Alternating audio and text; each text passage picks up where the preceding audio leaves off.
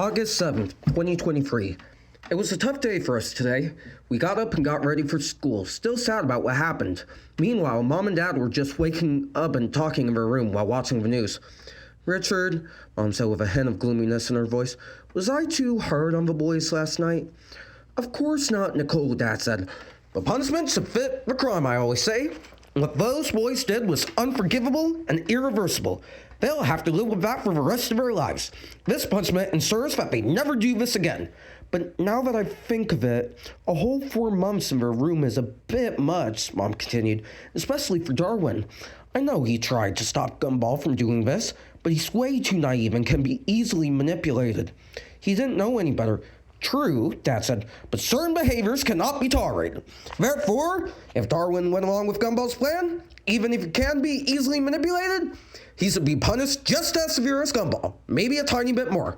"But what if they think that we don't love him because of this?" Mom asked. "What if they don't get a job and begin a life of crime? What if they end up in the big house and meet a tall guy named Jamal? It's a slippery slope, Richard." "Nicole, relax," Dad said as he gave Mom a peck on the cheek. "They know that everything we do is out of love, and they absolutely won't become criminals." At that moment, the news came on, and it featured me and Darwin's faces next to the news person. "Breaking news," the news person began. "Last night, a huge explosion was set off during the Invention Showcase at the school, resulting in the hospitalization of 6-year-old honor student Anais who is in critical condition. Today, we learn exactly why this happened. Witnesses say that 2 adolescents, Gumball and Darwin Watterson, the sons of Nicole and Richard Watterson, were responsible for the explosion. They apparently screwed the 2 screws on tight, and it resulted in their own sister being blown to smithereens and hospitalized. Police are actively looking for them as we speak. Coming up next, cute cats eat all the lasagna and get arrested on a Monday. Stay tuned." "Wow," Dad said with his mouth wide open. "This doesn't help my case." At that moment, Darwin and I walked past Mom and Dad's room to kiss them goodbye. "Hey, Mom," Darwin said, noticing that she was zoned out looking at the TV. Mom?" "Hello," I said as I snapped my fingers.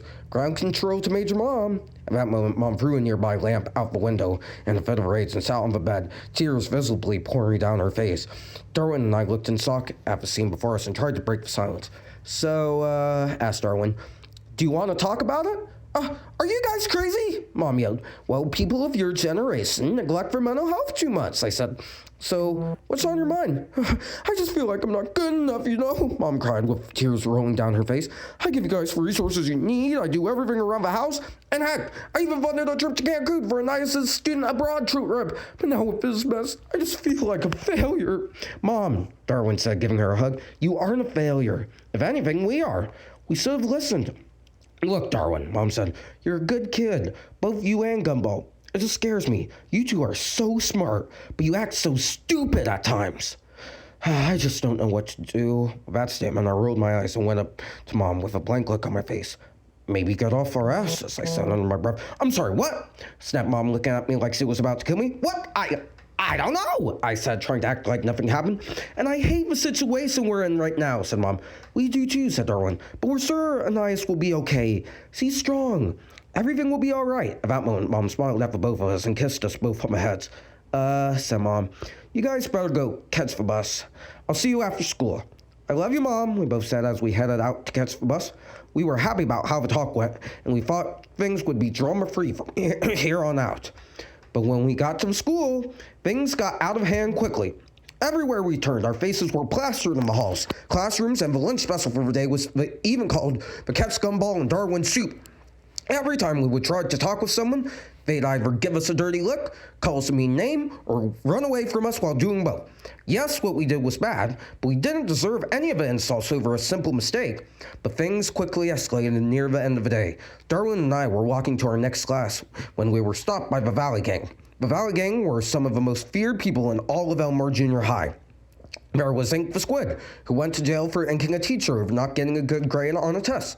Baloney, who was a slab of deli meat who went to jail for robbing a Subway. And the leader of the crew, Samurai Sark, a brutal beast who loved to eat fish.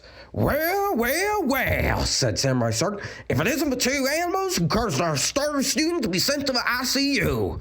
"Wait, who did that?" asked Ink, causing Samurai Sark to facepalm. "Gumball and Darwin Watterson, you idiot," Samurai Sark said to Ink. "We've been through this so many times. We're right here now." "Oh," said Ink.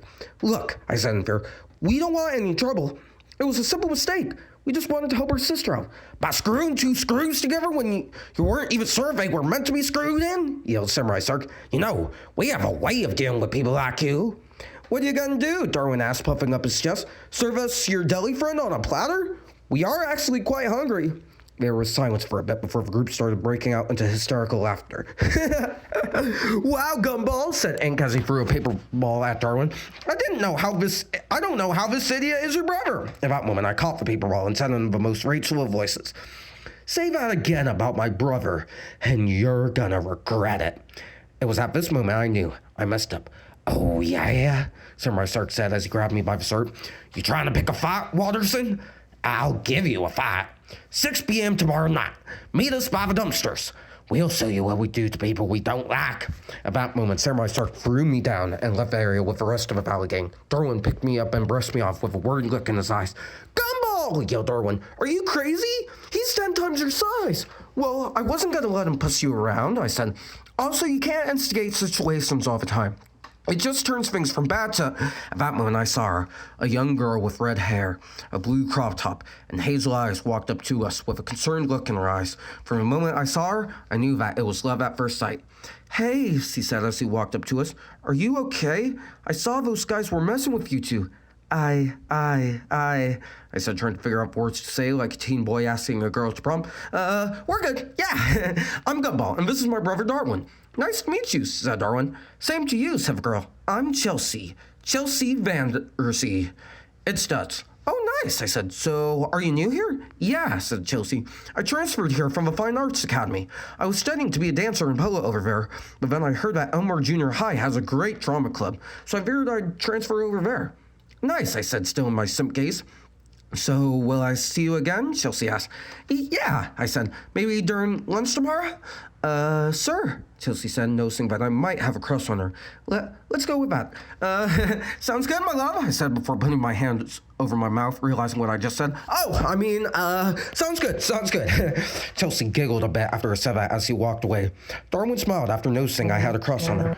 Okay, Gumball, said Darwin. I see you checking her out. What? No, I'm not a simp, I said. Well, she is really pretty, Darwin said. She's a fine young woman, I guess, I said, trying to act like I didn't have a crush on her. Okay, although I think it's more than that, Darwin said. I admit I did have a crush on Chelsea, but the next day would bring bigger issues than a crush on someone.